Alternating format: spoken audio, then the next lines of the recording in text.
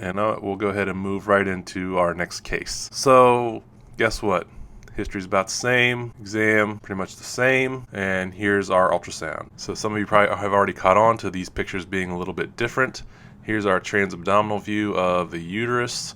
We've got, looks like some kind of cyst over here, maybe something going on here, mass or cyst or fluid, I'm not sure.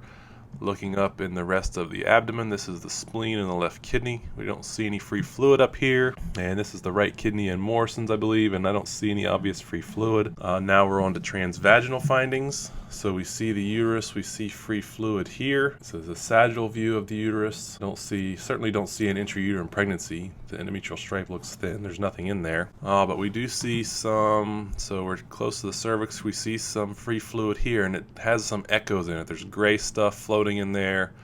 We see it also over here. We see gray stuff within that free fluid. So this is not just free fluid. This is complex free fluid. This is blood that is clotted, okay? Or pus.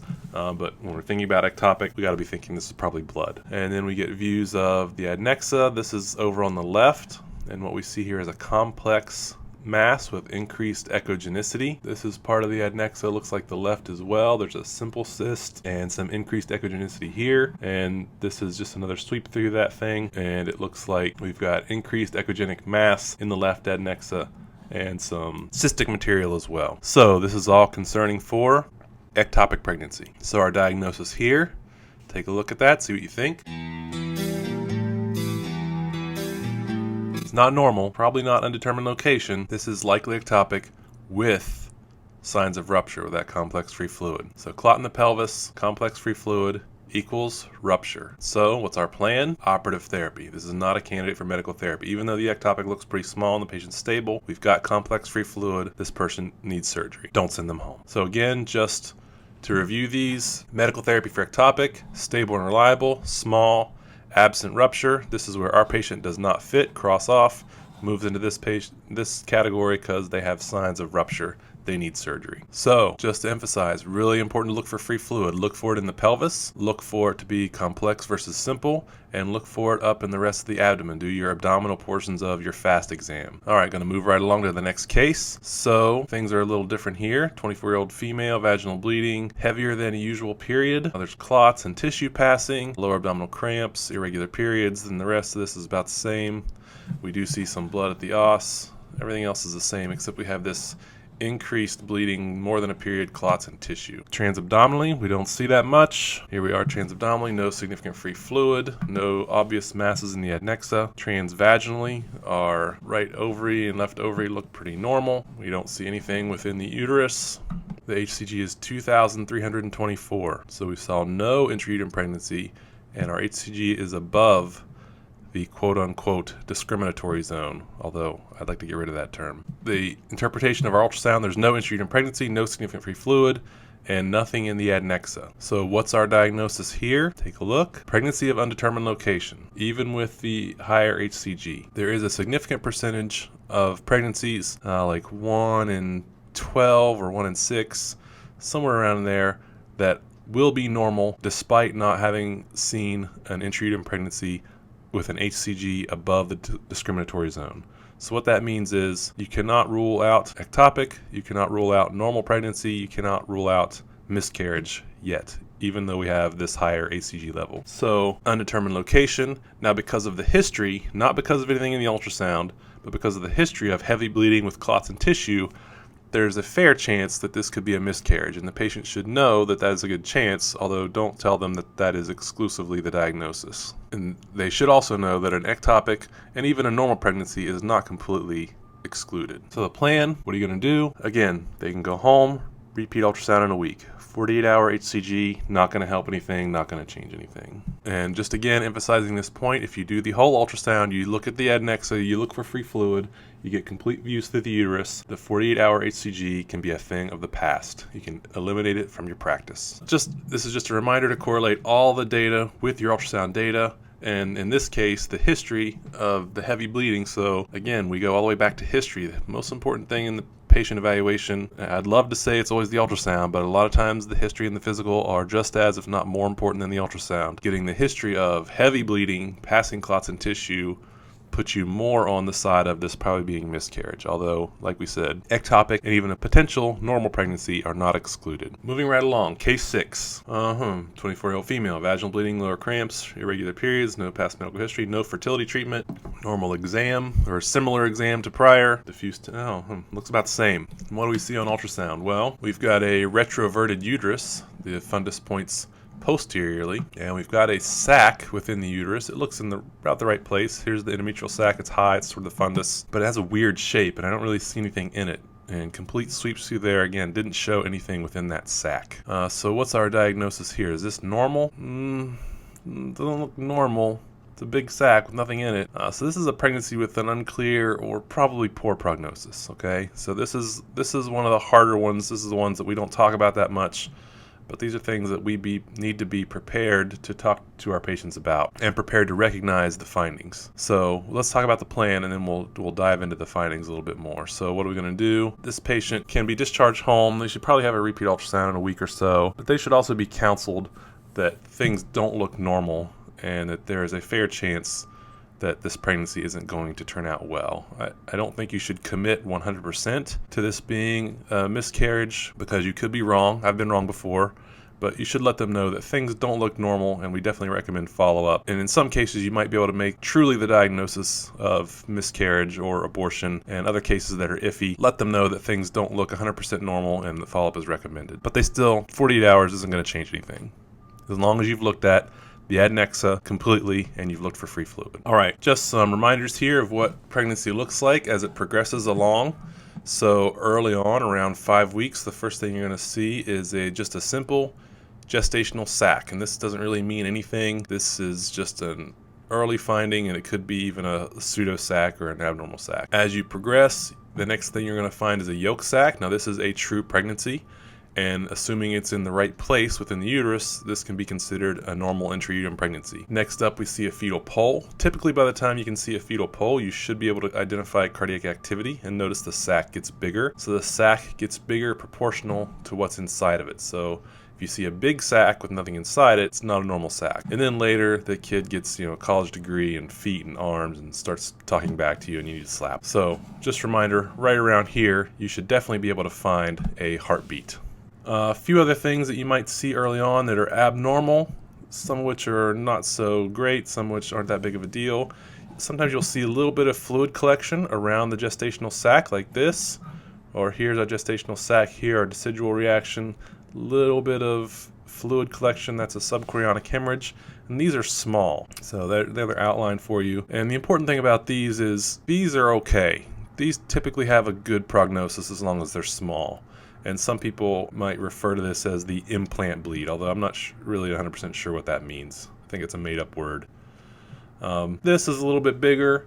Does this mean the patient's going to miscarry? I don't really know. There's not a 100% prediction rate, but the prognosis does get worse the bigger the hemorrhage is. This is a pretty large one. The prognosis is probably poor, although I still wouldn't definitively call it and tell the patient that they're going to miscarry. I would tell them there's some features that need followed up. And again, this is not an exact correlation, but the prognosis tends to get worse the bigger the size of the subchorionic hemorrhage. Is it exactly linear? I don't know, but bigger subchorionic hemorrhage tends to be worse prognosis, so try to remember that, but don't be too definitive or committal about it. Abnormal sacs. So we talked about how as the pregnancy progresses, the sac gets bigger in proportion to the contents inside of it. So when you see a large sac, and you can measure it to get an estimated date, but if there's a large sac and the things inside of it don't correlate with how large it is, then that's a poor prognosis. And this is a sac that is big enough we should be seeing some kind of fetal pole in a sac this size. This is another example of a large sac, and really there's nothing in there. So that's a pregnancy with probably a poor prognosis. Now, you have to be careful because abnormal sacs may occur in ectopic pregnancy. So if you haven't done it yet and you see an abnormal sac, make sure you've gotten good views of the adnexa completely. This is an example of a low-lying sac. This is, again, high risk for miscarriage, but you've also got to think about the interstitial pregnancy, and that's a topic for another day. But interstitial ectopics are hard to diagnose, and they have high risk for rupture and usually the patients tend to do worse because they bleed more and they're found later. So that's why we talk about finding a properly placed intrauterine pregnancy. And that's our caution there, is when you see a sac that maybe isn't quite in the right place or low lying, you need to think about an interstitial ectopic.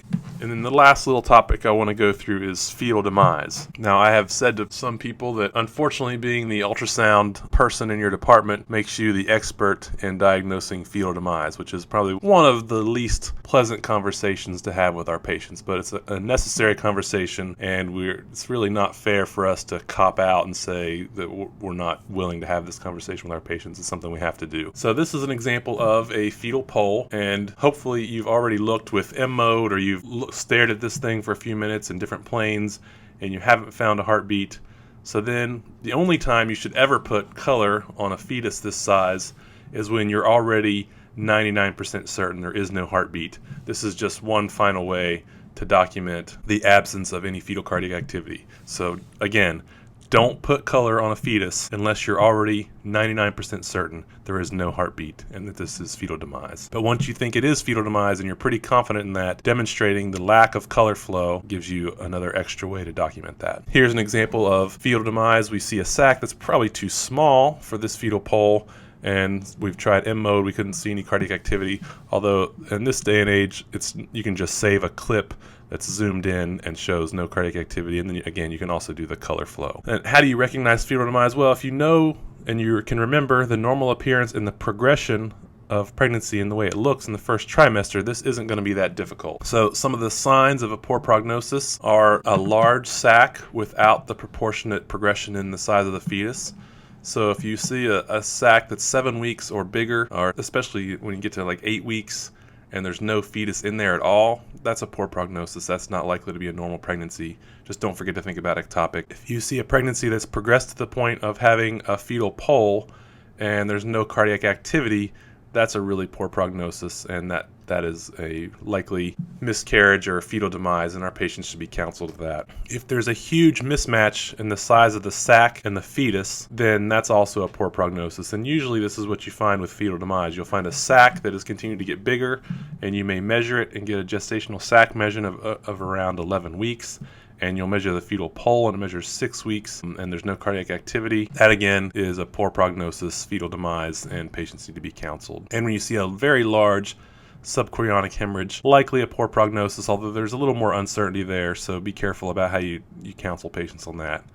But these are all things that we need to look for and recognize so that we can counsel our patients appropriately and let them know that things don't look well. And it's a whole separate talk on how to talk to patients about this, but these are conversations we need to be willing to have with our patients. So the management of these is cautiously educate the patients. Again, depending on what you find, if it's definitive or not quite definitive, caution them in that direction. They should usually get a repeat ultrasound in about a week, and they need to know the indications for return. So heavier bleeding, syncope, increased pain, or fever, because some of these patients, if they don't pass all the tissue, can be at risk for tainted products and infection, endometritis, and those kind of things. So they also need to be cautioned about that. So just to summarize the things that we're talking about, there's really only 3 primary presentations of these patients, and really there's 2 and shock being the last, but pelvic pain and or vaginal bleeding, and then the patients in shock who are just already a ruptured ectopic who look sick. There's only a few ultrasound findings we have to elicit. Now we have to work hard and make sure we're diligent to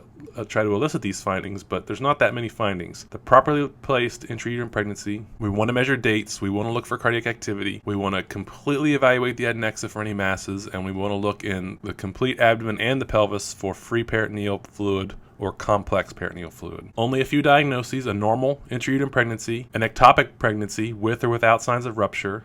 Then there's the whole pregnancy of undetermined location, which just means you're uncertain and follow-up is necessary. And then there's the pregnancies with the unclear or the poor prognosis. And again, those are the ones with the sacs that don't match, the fetal pole without heart tones, or the really large subchorionic hemorrhages. And the dispositions, most of these patients can go home. Most of them don't need to be reevaluated for at least a week, and they all need to have appropriate counseling depending on what you have found and what the possible outcomes are. Then there are a few patients that can be selected for medical therapy for ectopic pregnancy.